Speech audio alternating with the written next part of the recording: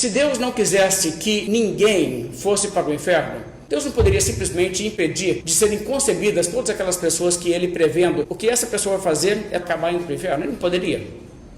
Óbvio que Ele poderia. Então, quer dizer, se existe gente no inferno hoje, e existe, antes de criar o mundo, Deus escolheu que isso aconteceria.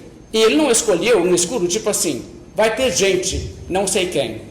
A realidade é que Ele escolheu sabendo quais pessoas estariam lá. E Ele também escolheu, se eu criar o mundo e administrar o mundo desta maneira, como pretendo fazer. O que acontecerá lá no final da história, no dia do juízo final, é que serão exatamente essas pessoas que estarão entre os salvos e exatamente essas pessoas entre os perdidos. Agora, você não acha que Deus, olhando para isso, poderia ter modificado alguma coisa? Feito com que outras pessoas nascessem em vez daquelas? Feito com que as mesmas pessoas nascessem, mas em circunstâncias diferentes? Porque as pessoas ficam assim, mas a minha decisão foi consequente, eu tive que me decidir por Cristo.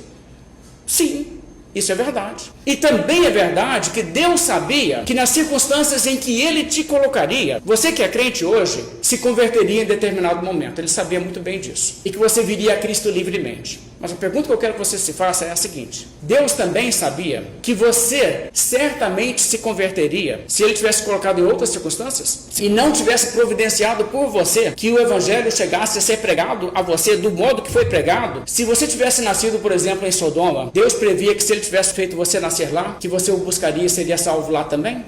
A menos que você esteja disposto a dizer, eu sou uma pessoa essencialmente melhor do que as que perecem. Eu sou uma pessoa que, independente de como Deus trate comigo, eu me voltaria a Deus e eu me reconciliaria com o meu Criador. A menos que você esteja disposto a realmente dizer isso, que você se acha qualitativamente melhor do que os que perecem, independentemente de como Deus trate com você, você ainda acabaria sempre salvo. Você tem que entender que Deus fez escolhas antes das suas escolhas e Deus determinou, eu colocarei essa pessoa sob essas circunstâncias e lidarei com ela dessa maneira, sabendo que se eu lidar com ela dessa maneira, ela será salva, mas se eu lidar com ela de outro modo, ela não será.